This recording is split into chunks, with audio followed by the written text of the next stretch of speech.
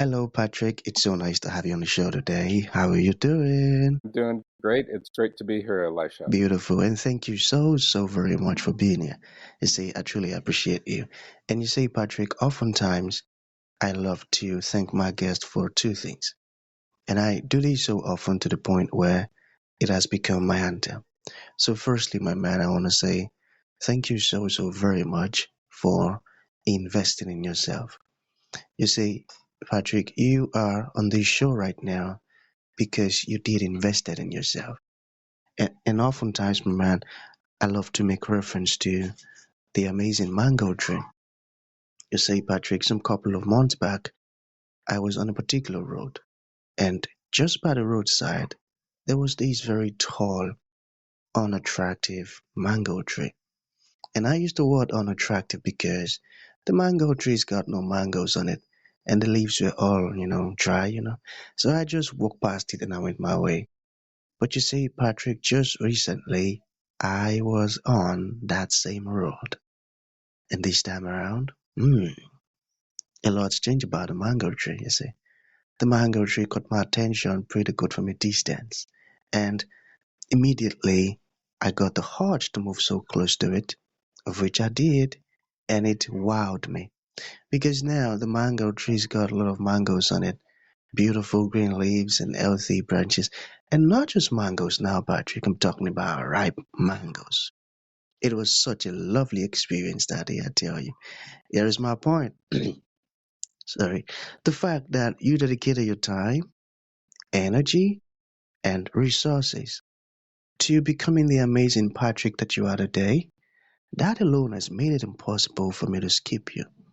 And that's why you got the request for me to be on the show because I was attracted to the fruit of all that you're doing. Your philosophies, Mm, your insight, the beautiful stuffs, how you're offering your solutions, the impact your work is having. These stuffs are beautiful. And just before I sent mm. you that request, my man, I said to myself, I've got to benefit from these beautiful things Patrick is doing. Not only me now, but even with the audience. And here we are today with the amazing Patrick. So thank you so very much for doing that yourself. And secondly, thank you for saying yes to the invite. Because if you had said nope, there was nothing Elisha could do about it. Thanks so much, my man. You're very welcome. Great story. Great mango story Thank also. you, thank you.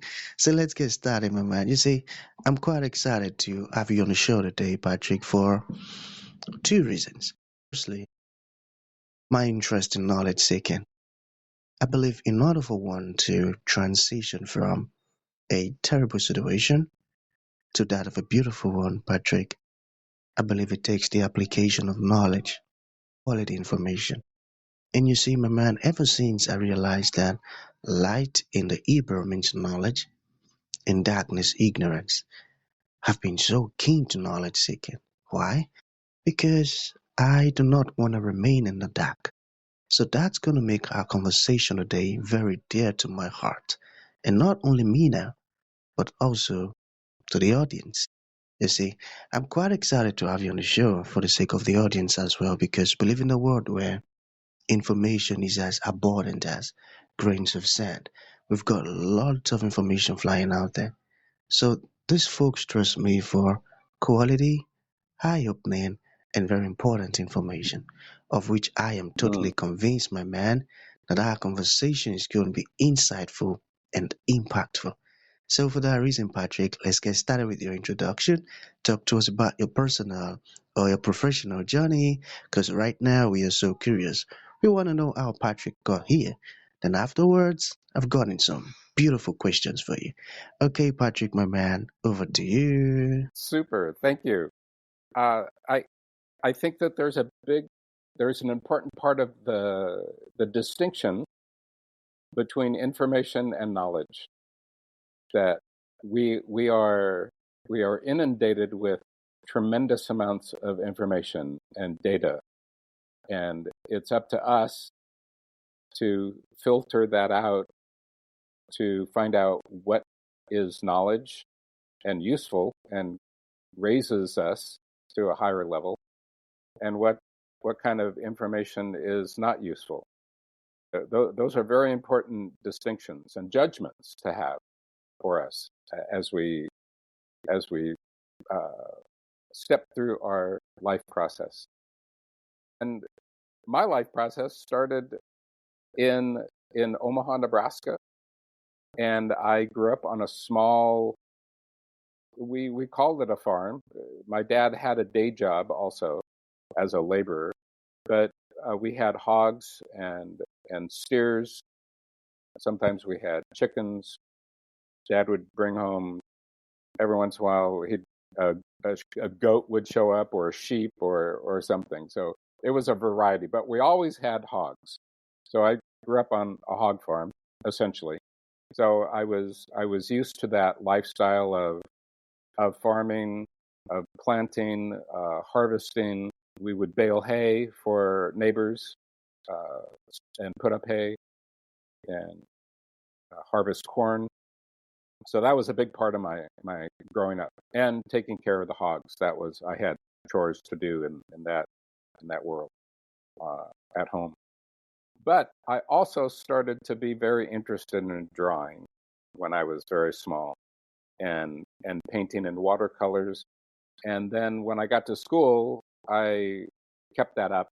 I was the one in the class that was always asked to draw something for the class, if it was a special project, or just kids wanting me to draw a hot rod car or something. And then when I was about 10 years old, I went through an intense experience that I talk about in my TEDx talk.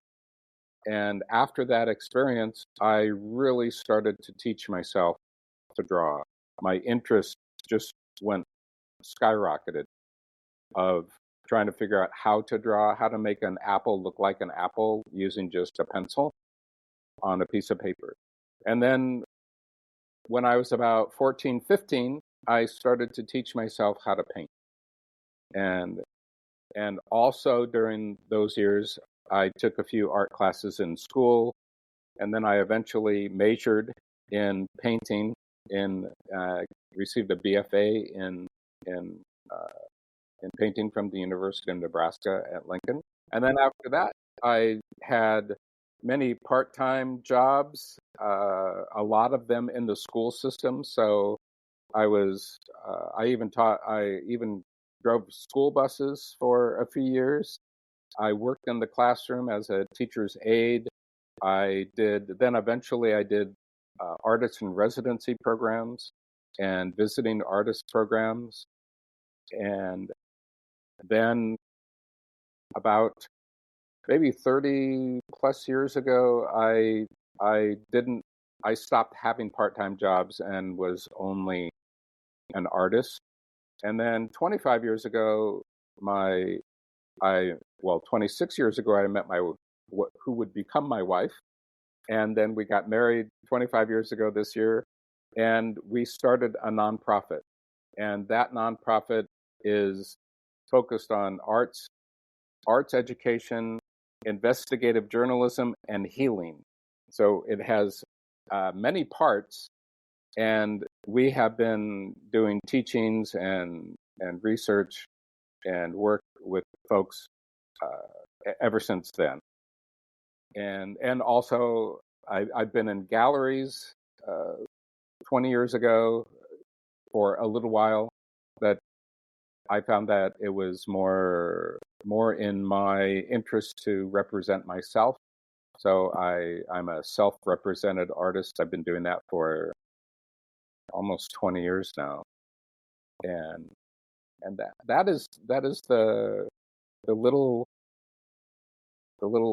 sketch of who I am and what I've been doing. Amazing.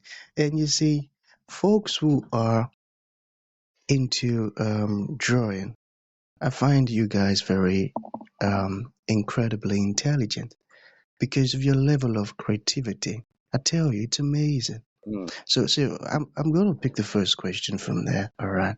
So what does restoring creativity mean to you? Restoring creativity is became very important to me when I noticed how children would lose it.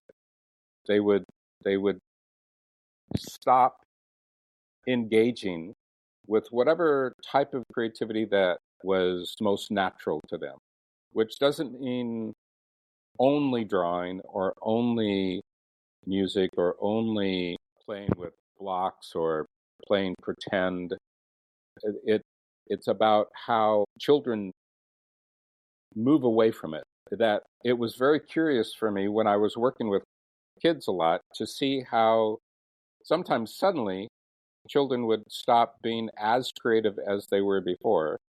So that set me on a path to both study how children stop being creative and then start to attempt to figure out how to help children regain that, or also how it has turned out to assist adults in restoring their creativity, which basically means helping them remember what it's like to be creative.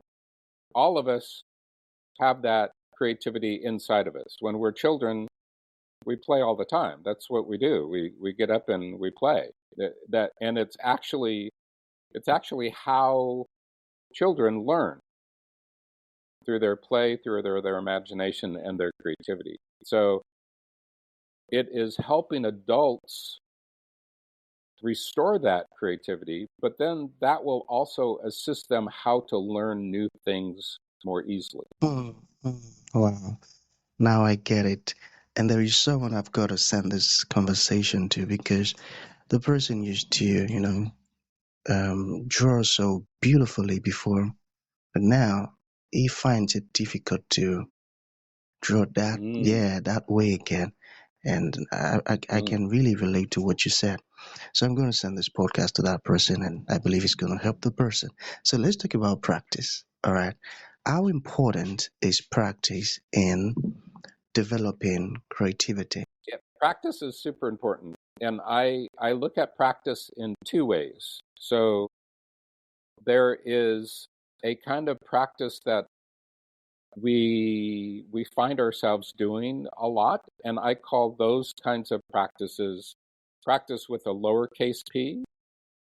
But to engage our creativity again, it takes a practice with a capital P. So this means a practice that is more focused, more serious, more you have more dedication to it. You have a way in which you're approaching the practice with a capital P that is essentially more intense than just simply doing something that is almost routine. That we have a practice of getting dressed. We have a practice. All these are lowercase practice, lowercase t's.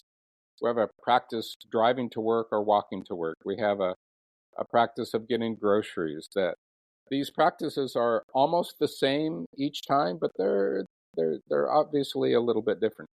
But a capital P practice means people people often use this as a way to describe their meditation practice.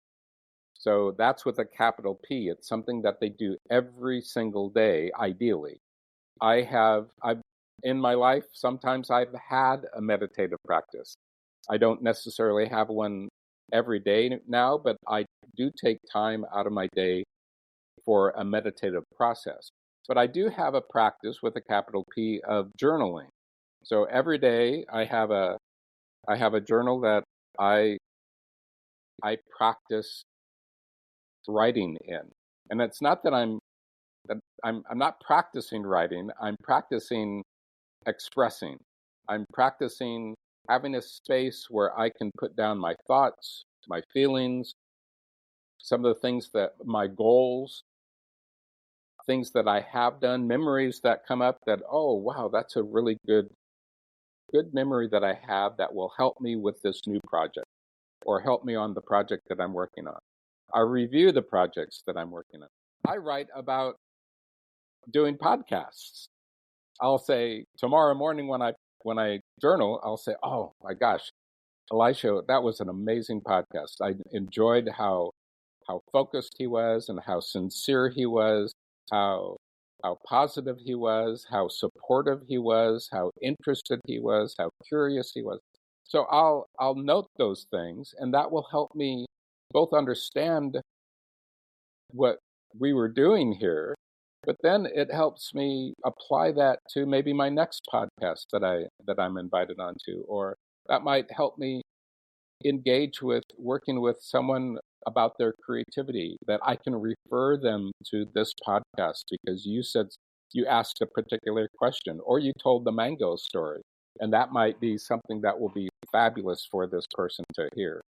So the practice of journaling is super important, and having a journal on creativity is important. So someone who is interested in, like your friend possibly, if your friend is, I really want to get back into drawing, then I would suggest that he or she gets a journal that is totally dedicated to drawing or to creativity.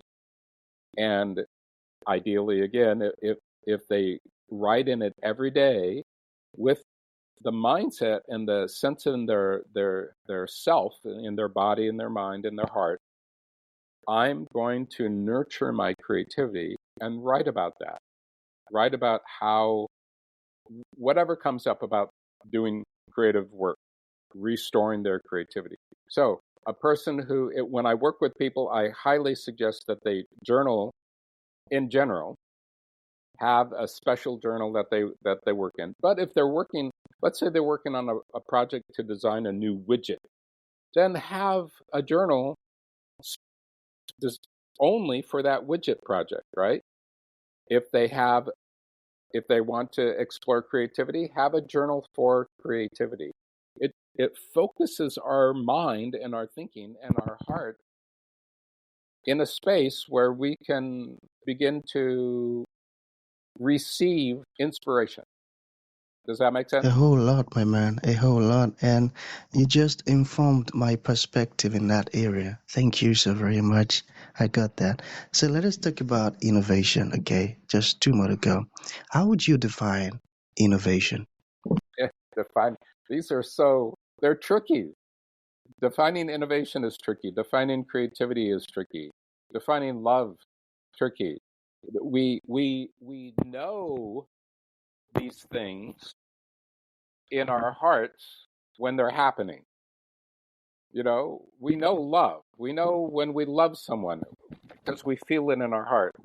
We know we're being creative when we're in the creative space. And innovation is a little bit different than creativity, but I believe it all starts with creativity. I believe we have to nurture our creativity to a level that we can experience it in our body, in our mind, and in our heart, and in our spirit. And then we can innovate.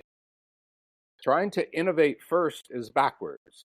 So we're unable to define innovation if we're trying to do it first. If we understand our creativity, then we're going to be more open to experiencing the innovation moment. So innovations can be thought of as having an idea that changes everything that we have been thinking about, or it might be everything for our family. It could be everything for our town. It could be everything for the world. When you know Steve Jobs came up with the iPhone and the interface of the iPhone, that you could use your finger to move things around and type and write on the screen. That was world class innovation. But you have innovations all the time with respect to your podcast, especially after 900, right? That's impressive. So you could look back and say, "Oh, I remember when I innovated this step for me." Yeah, that's so And, true. and that's that. Yeah, it's super important to acknowledge those personal innovations. And sometimes people are out of scale for innovation. There are many entrepreneurs that think I'm going to innovate the next big idea. They want that. They want to do that billion-dollar, trillion-dollar innovation. The iPhone. I want to do the iPhone again, or whatever that might be. That's skipping a lot of steps, and that's not in the right scale. So we need to honor this the space of innovation that is appropriate for me or for you or for people listening. That it could happen that one of your listeners is going to innovate something that is world class. Totally. That is always an option. But until we get there, we need to baby steps with innovation. Mm, mm, I got that. So I didn't define innovation, but you will feel it when you've innovated something, and reflect back throughout your life to sense, yeah, I did innovate something there for myself, and keep it in perspective. I got that. Just the way we know within our hearts that we love someone, because we feel it. I got that. And creativity always comes before innovation. I got that as well. So to bring this to an end, my man, what would you like to leave the audience with, like a final thought? And to those folks who like to Mm, reach out to you, learn more about all of the beautiful stuff you're doing, or even ask you questions. How can that be possible? sure. I I can, well, let's see. What to leave people with is that we're all creative. We and that doesn't mean we're all artistic. Art is just part of creativity, but we're all creative. We can use our creativity in our businesses, in our relationships, in our what we enjoy playing, if it's a game, if it's a sport or whatever. That's where we can use our creativity. So it's not just about being artistic. It's restoring this creative energy for us. And what I want to leave people with is that it's always inside of you. It can't go anywhere. It can be misplaced somewhere inside, but it's always in there.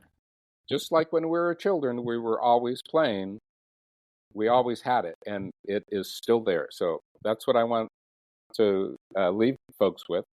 And if people are interested in finding out, who I am and what I'm doing more, PatrickWilliamsStayCreative.com is my one of my main websites. But I also have PatrickWilliams.com, which is an art site, and another art site, which is CelebrationFlowerPaintings.com. And I have started a Substack called How to Make a Painting. But it's not just about painting, it's about life. So I talk about the painting that you can see behind me Yeah, and my process of making it, but as I'm writing about it, I'm talking about life and my life and how that life stories, but also observations of what I'm talking about with you about innovation or yeah, creativity or whatever it might be. amazing. I'm definitely gonna subscribe to your Substack, I tell you. So that's gonna be the end of Good. the show, my man. Thank you for coming, and thank you for sharing this beautiful stuff with us. It means a whole lot. Thank you, Patrick. You're very welcome, Elisha.